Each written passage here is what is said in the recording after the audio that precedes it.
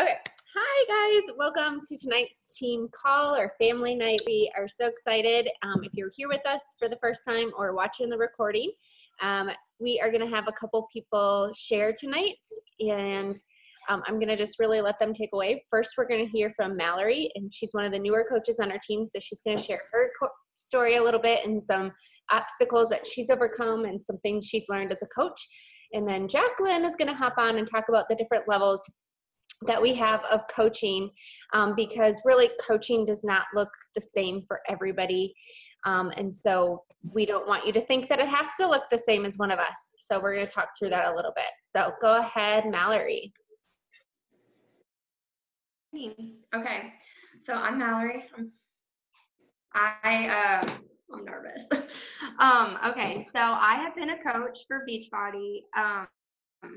This is my 5th month, so I'm still very new, but signing up as a coach has literally been one of the best decisions that I've made for myself. I guess I'll just dive in and share my story and where it starts. And so growing up, I never really struggled with my weight, but even though that wasn't an issue for me necessarily, I still had very bad self-body image issues and just uncomfortable in my own skin, but it all had to do with my heart. Like I was very just insecure. I wasn't confident in who God created me to be.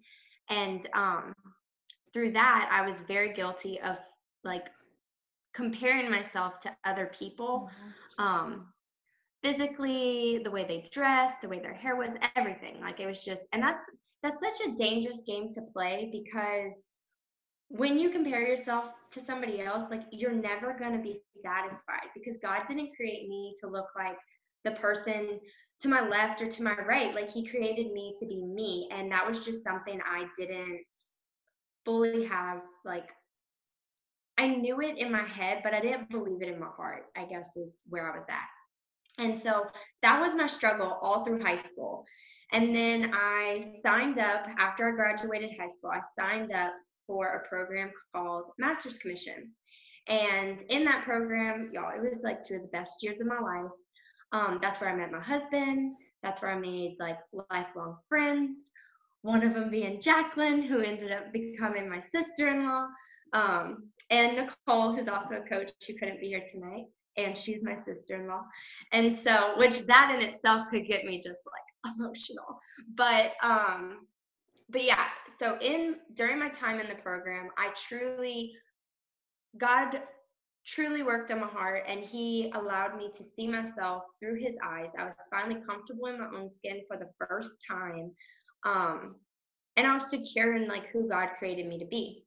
Now, with that being said, I left that program gaining all of those wonderful things, but I also gained 25 pounds.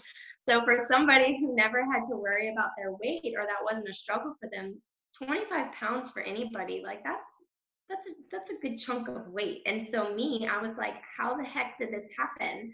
And I'm pretty sure it was all the ramen noodle and Hot Pocket that I ate, but that was just where I was at. It was my struggle, and I was like, how am I going to burn this off? So because weight was never an issue for me, I never knew the right way to get in shape or get healthy.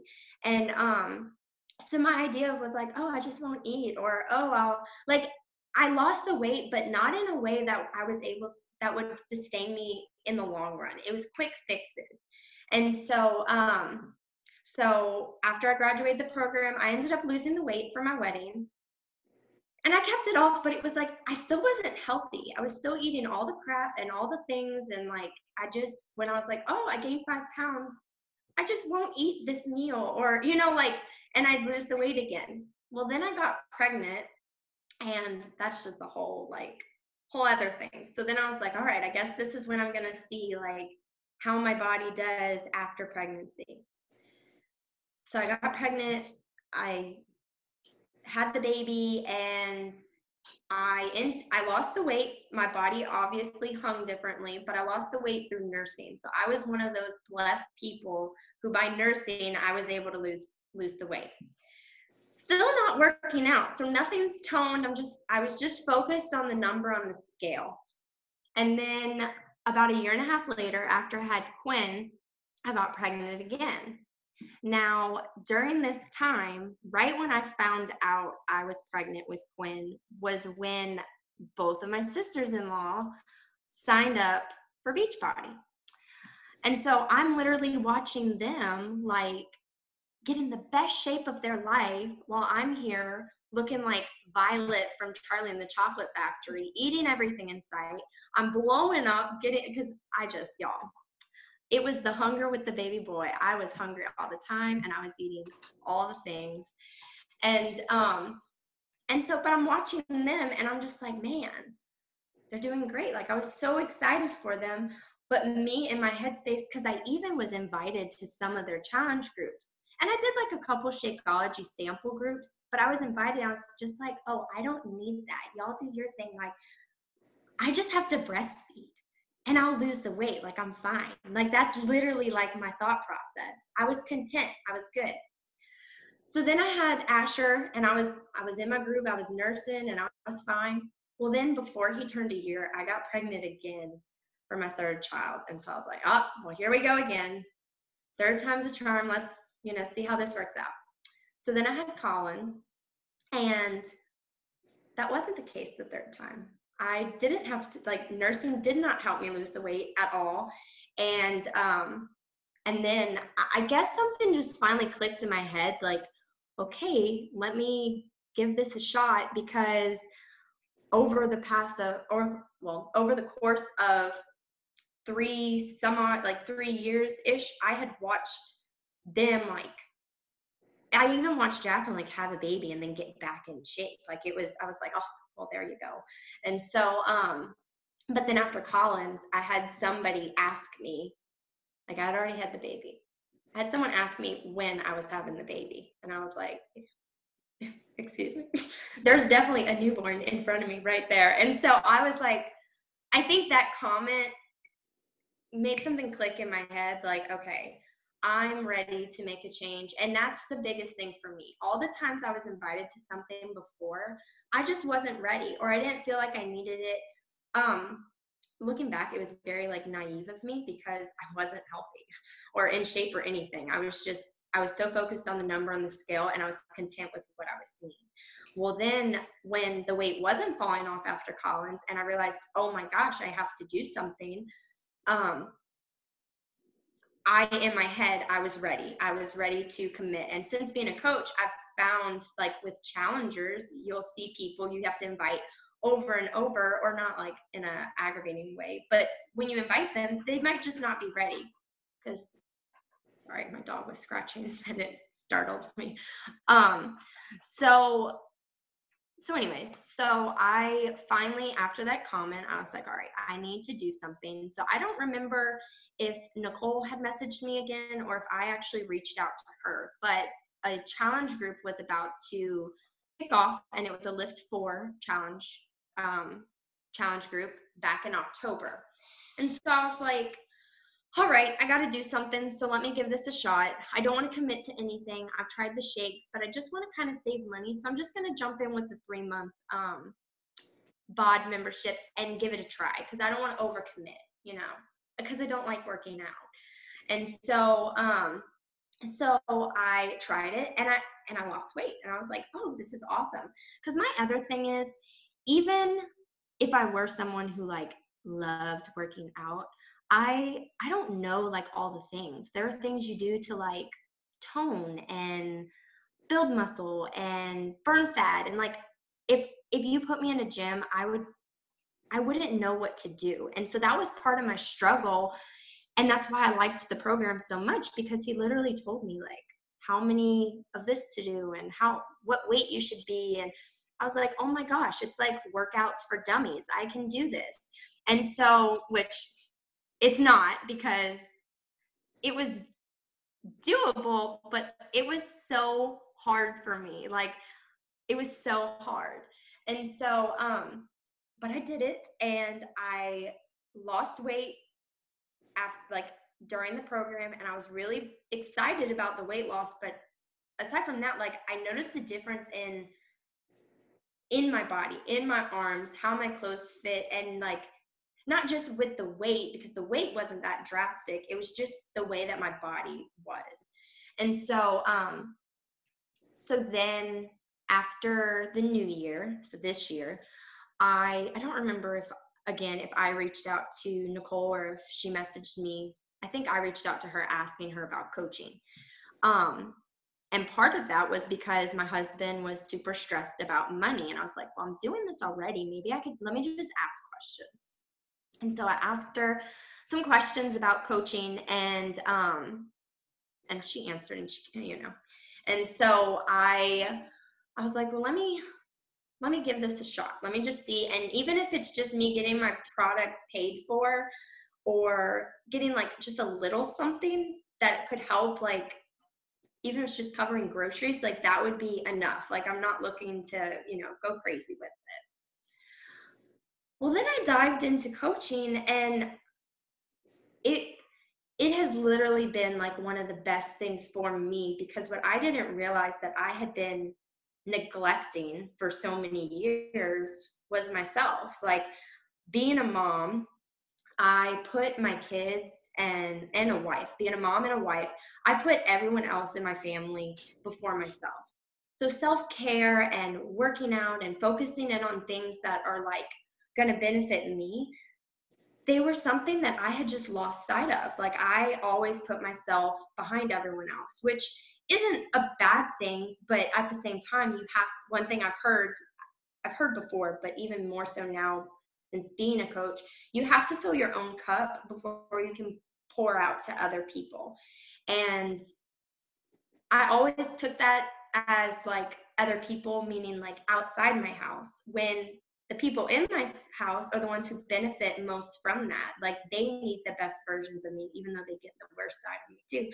They need the best of me. And so I need to take care of myself and fill my cup before I can actually mother, or before I can be a calm wife. You know what I mean? Like I need to take care of myself. And that was something that I didn't even realize I was missing. But being a coach, I realized like, oh my gosh, like I am doing something for me, and it feels so good. So it became so much more than like, I signed up initially to help with our family's finances, and it's become like so much more than that for me. One thing, whenever I was in master's commission, one thing that I felt God placed on my heart so strongly was a heart for women and women's ministry. And in motherhood and being a stay-at-home wife and mother, I've gone through seasons where I just didn't feel like I was doing enough for God. I didn't feel like, because I'm home, I'm in a season where all my babies are at home, and like I'm not getting out. I mean, I'm getting out for play dates basically, like I didn't feel like I was doing enough of being like God's hands and feet. And so one day I was praying about it. I was like, God, I just don't feel like I'm doing enough for you. And he placed it on my heart to start a Facebook page. And so I started it, and it's a prayer page and encouragement. So I feel like God has used that as a way for me, or an outlet for me, to encourage people in their walks with God, spiritually, all that. And then I feel like he's truly used Beachbody for me to help encourage people. So I have something as an outlet to work on the inside of people, their hearts and their salvation and everything like that. And I feel like God has used Beachbody as a way for me to encourage people to be their best selves physically, to take care of their temple, and I don't know. It's been such a joy and a privilege for me. And one thing that I have learned since being a coach is, like, I guess even through all this, like, I care so much, like, about I care so much about people, almost to the extent where it's like a little too much. Like I care too much what they think, you know what I mean? And so so with coaching, it's like, I've realized that not everyone, I'm trying to think of how to word this. because I went off my notes. I'm off my notepad now. So I feel like God has used it as a way for me to grow as a person and not care so much as what people think, if that makes sense. Like I was so focused on like the approval of people when I don't really need other people's approval, because I am secure in who I am, and I'm secure in like what God has called me to do. And I really truly feel like Beachbody has been that for me. Love helping people, and through this I get to do that every day. And yeah, so I kind of went everywhere, and I'm sorry if that was long. I was trying to watch the clock, but I'm with kids all day, so when I get in a setting where I'm talking to like people, even though y'all couldn't talk back, I just start talking and like becoming a chatty Cathy. So I'm done. I hope y'all received something from that, and it was okay, and it was what y'all wanted. So yeah.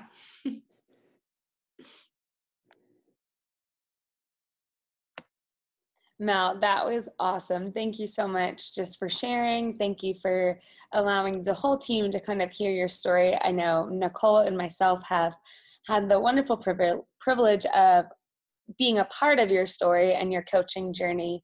And I just love doing this alongside of you. So thank you for just sharing where you're at now, why you started, and the things that it's already taught you.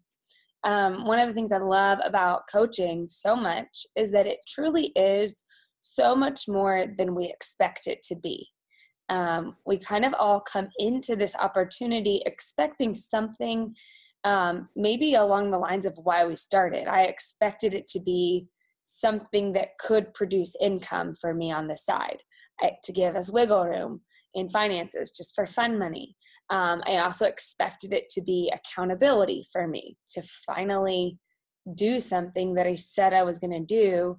I knew that I wanted to make it a business. And so I knew that if I was going to have people sign up, that I needed to get my butt in gear. And it really was the accountability is what pushed me over the edge to finally push past my own self. And there's so many other things, though, that coaching has done and become for me. And that's what I wish that we could really communicate clearly, but it's something you can't really communicate until you experience it, and until you're here on the team, and until you're, Mallory, in the position you were where you were doing it. And then all of a sudden you were like, you had this aha moment of, oh, coaching, being a coach is actually allowing me to see that I wasn't taking care of myself. Whereas like that wasn't, I wasn't trying to tell you like, hey, you should come coach with me so that you can pour into yourself first and you can be better and you can improve. This and that. Nicole was never trying to tell you that either, but it was just one of the amazing byproducts that happens when you're doing the coach activities of personal development, which also helps you push past that fear of others. Y'all, it's a huge thing to tackle, posting on social media. That's intimidating.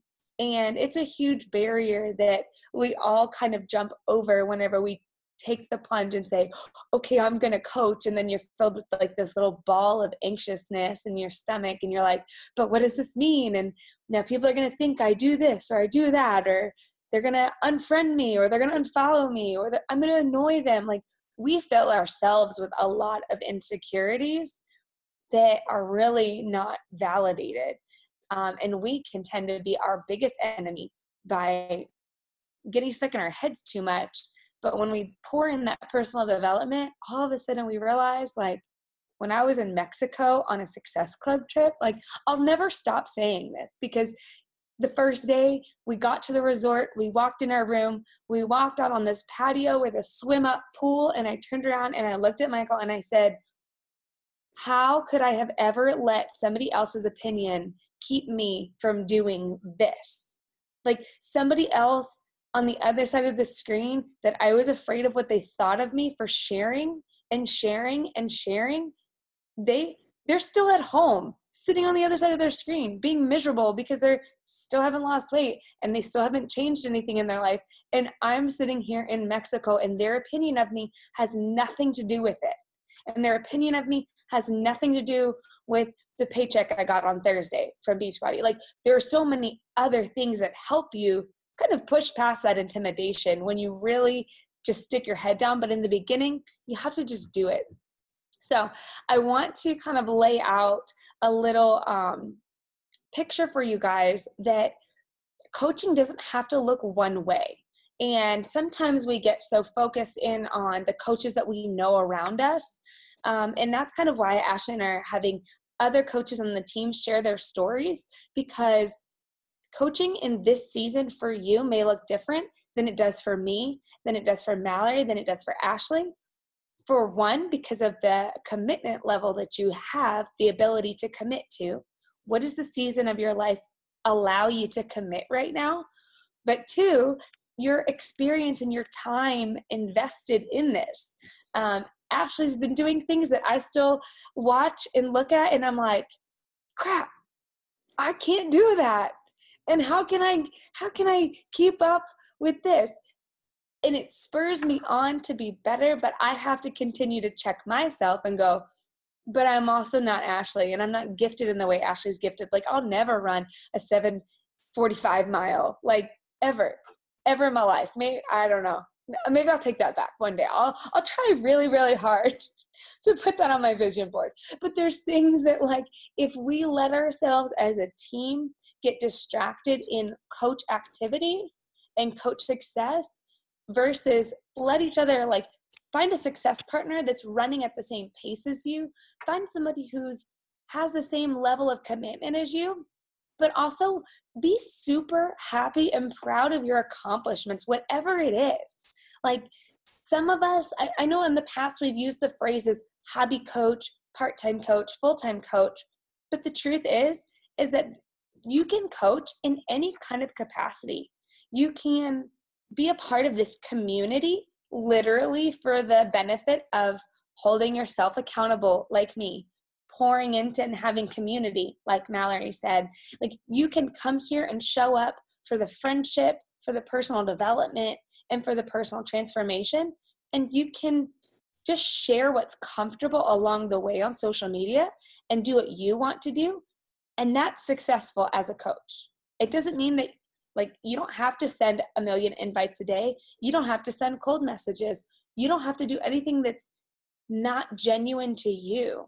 But when you begin to coach, like when you begin to go through that personal journey, all of a sudden your coaching activities will look like your coaching activities. Ashley's coaching activities will look like Ashley's coaching activities, because that's what her goals are set for. If you could be a brand new coach and come into this business and say, I have a 3 or 4 month deadline to start making $1,500 a month, teach me how to do that. And you know what? Ashley and I will both give you a very detailed plan of how you can get there. So if you have an income goal, that's attainable and you can do that. It's going to require work, and you're going to have to do and trust the process. It's just like going through a program where Shanti says, do this weird move for 30 seconds. And you're like, but what does doing this have anything to do with losing weight or fitting in a dress a different way? But if you do a bunch of weird little moves that you don't understand why you're doing it for 30 days, all of a sudden you're really happy with the results. So when you trust the program and trust the process, or you trust your coaches and your team to meet your coaching goals, it's the same thing. But it can fit in every different season of life. It can fit in early motherhood. If you're home and you have time to commit to learning and growing and building a team, it can fit in the pockets of your day if you work full time. I know Ashley works at home. Other people work outside of home. Like, I'm at my office part-time, was full-time. My schedule's all over the place, y'all. And this season for coaching for me has looked a lot different than it did 6 months ago. And it's hopefully going to look different in 6 months when I'm not so committed at my office. But it doesn't mean I just stop because my season changed. It doesn't mean that I'm not successful because I'm not able to hit the same markers that I was hitting 6 months ago. It just means it looks different for me right now because my commitments are what they are, and I'm keeping the main things the main thing. So whatever season you're in as coaching, I want you to look at what you can commit to, and I want you to look at what you're doing really well. And I want you to highlight those things this week. And maybe it's just sticking to your own journey and committing to your own journey still. Maybe you're a couple months in and you are still laying that foundation of finding your path. That is so important because you can't skip that step.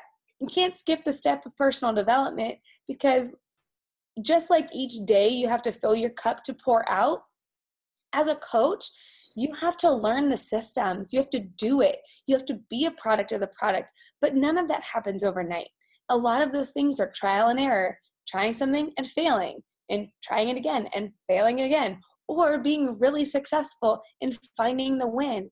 And maybe that looks like having a small group of 2 or 3 of your challengers in a chat pod and helping them do trial and error with things. You know, you can never lead a team of 10, 15, 20 coaches in order to reach income goals that you're wanting to reach if you can't lead a team of 2 challengers.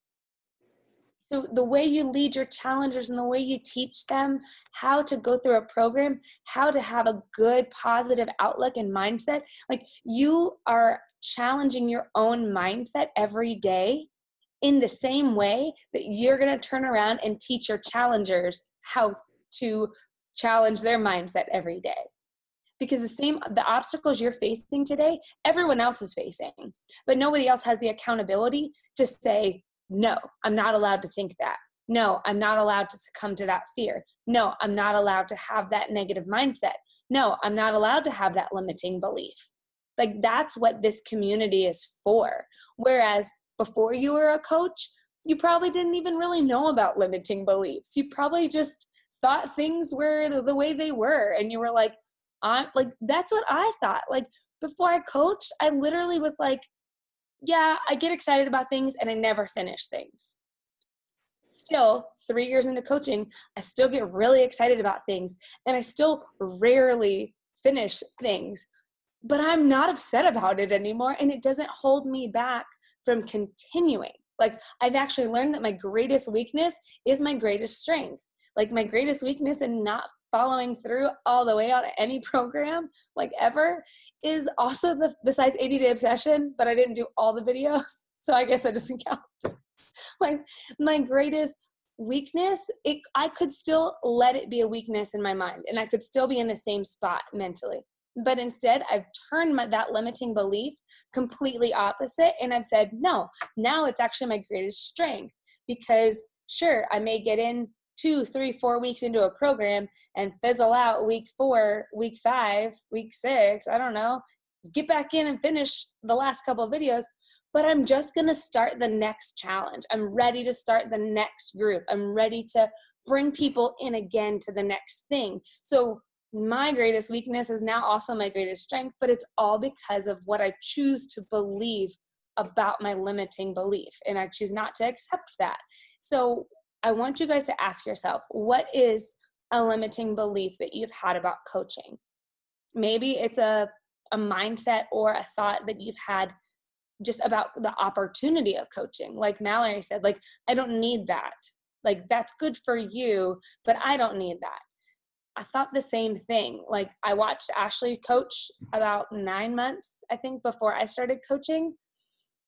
And Leah, her daughter, was like 6 months younger than my daughter. So I was already 6 months postpartum when Ashley had Leah. And then like 6 months or so goes by and I was like, oh, she's skinny again. Oh, look at her workout videos on Facebook. Oh, she lost all her baby weight. Like, how'd she do that? And her transformation and the truth is that her vulnerability and her choosing to say, I don't yes, I might actually care what people think about me, but I choose to not care enough so that you can say yes to an opportunity someday. Because when she was first starting, I promise you, Ashley wasn't comfortable every day, super confident, sharing her postpartum videos of Insanity Max 30. Like, that was when we were posting workout videos like on the main newsfeed. Like, that was super intimidating, you guys. When I first signed up, I was like, okay, fine, I'm going to coach, but I don't want people to know I'm a coach. Like, I was like doing it secret. Like, that's stupid. but I was so afraid of what people were going to think. And I promise you that Ashley wasn't like, yeah, I'm crushing this, everyone watch me. But she shared it so that she could be consistent. She shared it so that I could watch from the sidelines of where I was uncomfortable. And, oh, Ashley said in the chat, she told Cindy she told her coach that she would never post a workout video or post in her sports bra. Yeah, look at her now, 3 years later. But it just goes to show you how much your vulnerability and you choosing to share, even in the face of being made fun of. I'll tell you guys, my first 2 weeks of coaching, I had 2 of my very, very close friends literally make fun of me right in front of my face. They thought they were talking about somebody else's post on Facebook, and then they realized it was mine, and they were literally laughing about it. And then they were like, "Oh, that was yours. Sorry." And they snickered, and I was like, "Oh, that hurt." The fear that I had that people were going to make fun of me or think something else of me because I was sharing my journey was so real. And I had people make fun of me to my face, and it was still so real. But I realized that if they weren't going to support me, then I had to stop caring. I had to stop caring for my own self because I needed the success for myself. I needed what I knew coaching was going to give me. Before I even really knew what coaching was going to give me, I just knew it was going to be something that was worth more than staying in the place of fear that I had been in. And so I'm so thankful for Ashley's vulnerability so many years ago, sharing the way she shared so that I could see, oh, this worked for her. I saw that she was a product of the product, not because of a post she shared, not because of a comment she made to me, not because of a conversation we had together, but it was because of a video she shared of herself being vulnerable and sharing her journey every single day, even when she thought, this might not be worth it. So when I started coaching and I eventually was like, okay, it's my 2nd month, I want to make money. I need to make a little extra to cover my Shakeology. I thought, how did I sign up? What made me finally pull the trigger? Oh, seeing Ashley's video and that it worked. And I was like, I guess eventually I need to get there. I need to start overcoming that. So it was a mental thing. I had to think about it for 4 months before I finally shared a video of myself being silly, doing country heat. And now with stories, you guys, it's so much easier to share those things because you don't have to be loud in somebody's face in their news feed like that. If you're not comfortable with that, you can share it in stories, and when people want to see, they'll see and they'll follow. But I promise you, no matter how long you've been coaching, if you go out and share just a commitment to change and say, look, I'm committing to this for 30 days. Who wants to do it with me? Or who wants to watch me? I promise you people are interested, whether they tell you or not. I was interested in Ashley's journey, whether or not I ever communicated that. So you have to just share without fear, and you're going to see results in the end. And you're going to be so proud of yourself whenever all of a sudden you're not fearful anymore of it. And then your limiting belief is gone. So I want to challenge you guys this week to think about your limiting belief. Think about what maybe is a caution or a question you have about coaching. Share it with Ashley or I, or share it in the team page so we can see it and we can talk about it together. But I promise you, the investment that coaching asks you for, anything I've ever invested in coaching, whether it's my time, my money, my energy, any of it, I have gotten back a return 10 times more than I ever thought that this opportunity could even offer. So thank you, ladies, for listening and spending the evening with us. I think Ashley's going to take over and share some stuff for the team.